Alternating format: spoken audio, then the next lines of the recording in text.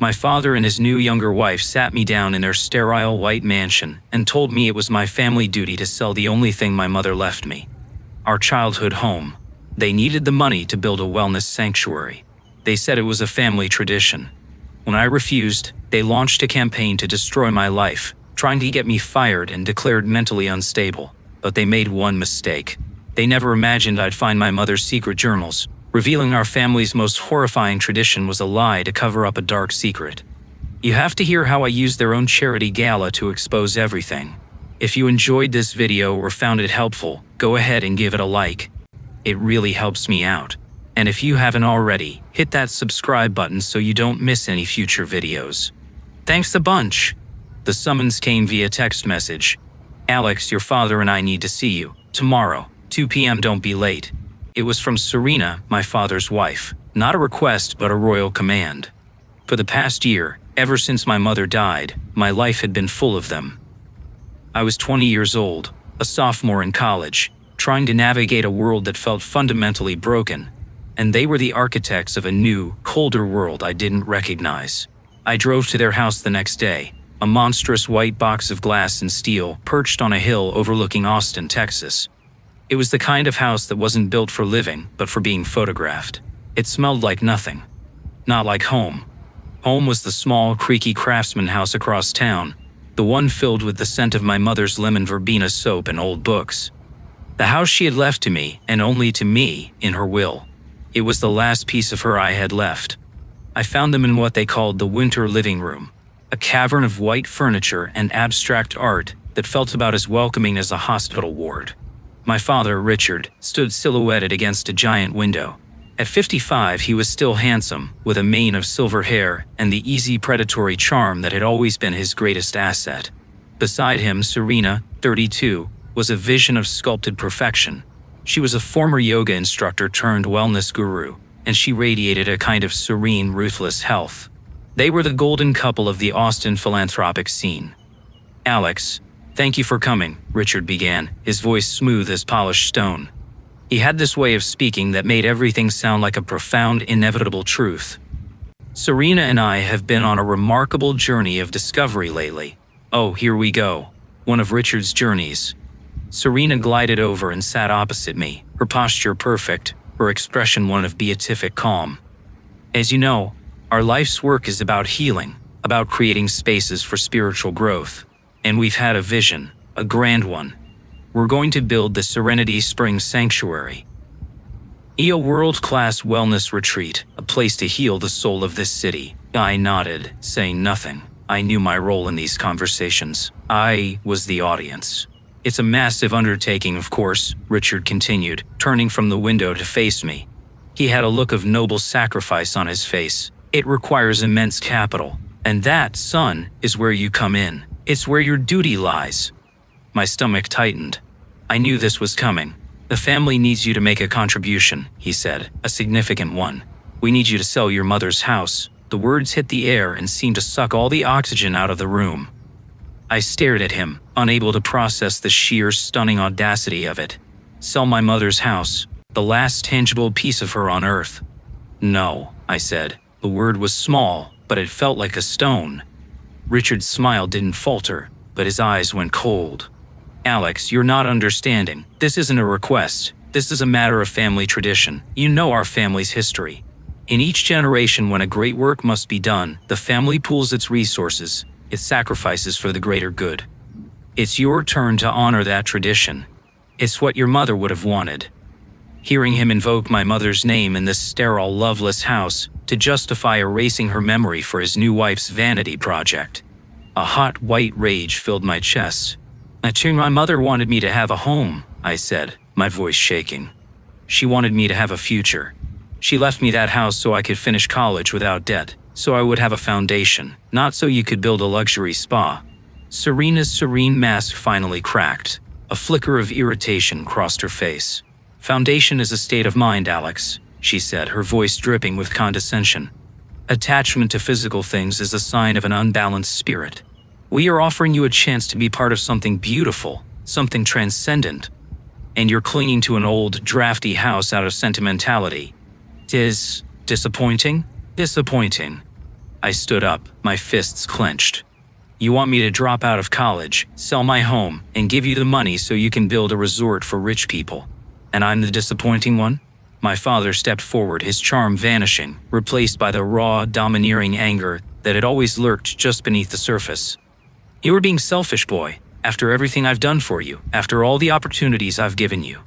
This family gave you everything. It is your duty to give back. This is your one chance to make a real contribution, and you're throwing it away because you're a sentimental child who can't let go of the past. The gaslighting was so profound, so complete, it almost made my head spin. I, the one being asked to sacrifice everything, was being painted as the selfish one. My grief was being weaponized against me, twisted into a character flaw. The cognitive dissonance of seeing this man, my father, act like he was owed my entire future was sickening. "A house is not for sale," I said, my voice flat and final. "And I'm done with this conversation." I turned and walked out, their angry shouts echoing behind me. I drove straight to my mom's house, the little craftsman that now felt like a sanctuary and a fortress. I let myself in, the familiar scent of her home wrapping around me like a hug. I walked through the quiet rooms, running my hand along the furniture she had so carefully chosen, and I finally broke down. I wasn't just crying for my mom. I was crying for the loss of my father, the man he once was, or the man I had once believed him to be. I knew this wasn't over. My father did not handle being told no. He saw it as a declaration of war. I knew he would come for me, for the house with everything he had. I was a 20-year-old college student. He was a wealthy, powerful man with a team of lawyers. I felt a surge of learned helplessness, a feeling that had been ingrained in me for years. The feeling that fighting him was futile. But as I sat there, on the worn floral sofa in my mother's living room, another feeling started to take root. It was a cold, hard anger. A defiance. This house was my last connection to her. It was the only proof I had that the love and warmth in my life had been real, and I would not let them pave it over to build a monument to their own narcissism. I didn't know how I was going to fight them. I just knew I had to. That night, I started going through my mother's things, looking for documents, the deed, the will, anything that could help me protect the house. I opened the drawers of her old writing desk, and tucked away in the back, beneath a stack of old stationery, was her old tablet. I hadn't seen it in years. I plugged it in, not knowing what I was looking for. When it finally powered on, the screen lit up with a password prompt. On a whim, I typed in the name of her favorite flower, lantana. It unlocked. The home screen was simple. There was only one app she seemed to have used consistently. It was a journaling app. The last entry was dated 2 weeks before she died. My heart pounding, I opened it. I thought I was looking for legal protection. I had no idea I had just found a weapon of mass destruction. The journals were a revelation. They were a secret history of my family, a truth so raw and different from the polished myth I'd been fed my entire life that it felt like reading a stranger's story. My mother's voice, so clear and honest in her writing, guided me through 2 decades of a life I had only seen from the outside. I stayed up all night, reading entry after entry, the soft glow of the tablet illuminating my face. The story that unfolded was not one of a great love, but of a slow, creeping erosion. She wrote about how my father, Richard, had been charming and ambitious when they met, but how his ambition soured into a ravenous need for validation. She detailed his financial recklessness, the failed business ventures he'd hidden from her, the mounting debts he'd explained away with glib reassurances. Then I found the entries about the tradition. The story my father told was a lie. There was no noble history of sacrifice for the arts. The truth was far uglier. The tradition had started with my great-grandfather, but he wasn't a visionary. He was a gambling addict who'd lost the family fortune and, on the brink of ruin, emotionally blackmailed his wife into selling her family inheritance to bail him out. To save face, to hide his shame, he'd reframed his wife's coerced sacrifice as a noble, generational tradition.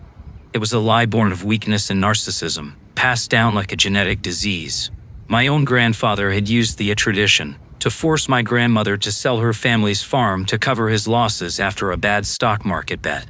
And then came my mother's turn. The entries from 10 years ago were agonizing to read. She wrote about Richard's biggest failure, a luxury condo development that had collapsed, leaving him millions in debt to dangerous people. He hadn't asked for her help, he'd demanded it. He'd invoked the tradition. He told her it was her duty to sell her successful catering business, a business she had built from scratch, to save him, to save the family's honor. "International to my business," she wrote. Her words a quiet scream on the page. He sees it as a family asset, and he is the family. I am just a resource. When I told him no, he said I was selfish, that I was spitting on the graves of his ancestors. He told me I was destroying his spirit. How can a man I love make me feel so small? How can he make my success feel like a betrayal to him? She had eventually caved. She sold her business, the source of her pride and independence, to pay off his debts. He had thanked her by calling her his savior, and then slowly, methodically, began to resent her for the sacrifice he himself had demanded. The moment she was no longer more successful than him, the moment she was dependent, he lost interest. That's when Serena, the adoring, unthreatening yoga instructor, had entered the picture. Reading it all, I felt a lifetime of confusing emotions click into place. The constant tension in our house, my mother's quiet sadness, my father's casual cruelty. It wasn't just a bad marriage, it was a pattern. A horrifying generational cycle of emotional and financial abuse, all wrapped up in the pretty paper of tradition. His demand that I sell her house wasn't a new idea. It was the same play from the same rotten playbook. I wasn't just fighting for a house anymore. I was fighting for my mother's memory. I was fighting to be the one who finally broke the chain. The next day, the first shot in their war was fired. I got a call from my boss at the architectural firm where I interned. He was uncomfortable. "Alex," he said, his voice strained. "Richard called me, your father. He said you were going through a difficult time, an emotional crisis, and that he was worried it was affecting your work. He suggested you might need to take a leave of absence." I felt a cold fury. He was trying to cut off my income, to make me more desperate, to paint me as unstable. It was the exact same tactic he'd used on my mother. Then the legal notices started arriving. A formal petition to contest my mother's will, claiming she had been unduly influenced and was not of sound mind when she left the house solely to me. It was a vile, baseless lie. But it meant I had to hire a lawyer, draining the small amount of money I had. But they didn't know what I had. They thought they were fighting a sentimental college kid. They had no idea I was holding their entire history of lies in my hands. The Serenity Springs Sanctuary had its official fundraising launch gala scheduled in a month. It was going to be the biggest philanthropic event of the Austin social season. My father and Serena were the guests of honor. It was their coronation. It would also be their execution. I contacted a web designer and a printing shop. I spent hours scanning pages from my mother's journals and transcribing key entries. I compiled financial records I'd found in her desk detailing the sale of her business and the subsequent transfers to pay off my father's debts. I created a simple, elegant website. The homepage had a beautiful photo of my mother smiling. Underneath it, the title read, "The Real Crawford Tradition, A Mother's Story." The night of the gala, I didn't go.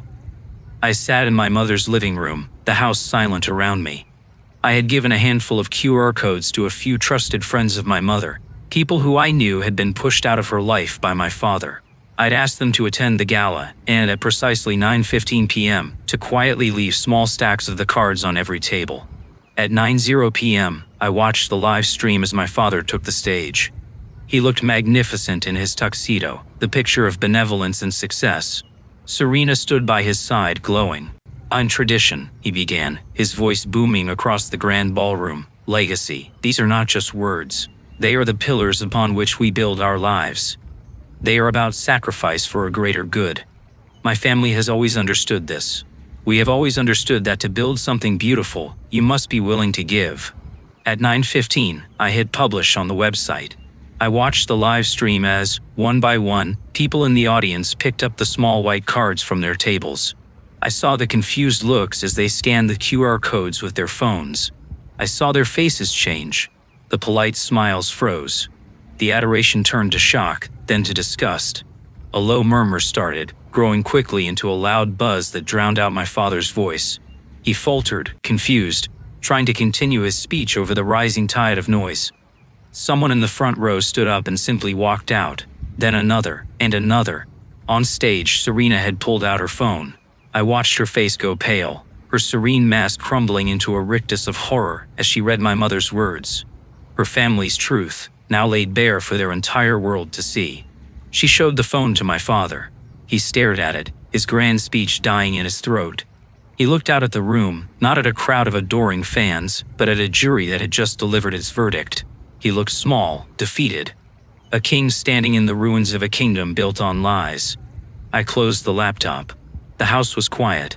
For the first time in a long time, I felt the presence of my mother, not as a grief or a loss, but as a strength. The cycle was broken. The tradition was dead. I was free. I had saved the last piece of her, and in doing so, I had finally saved myself.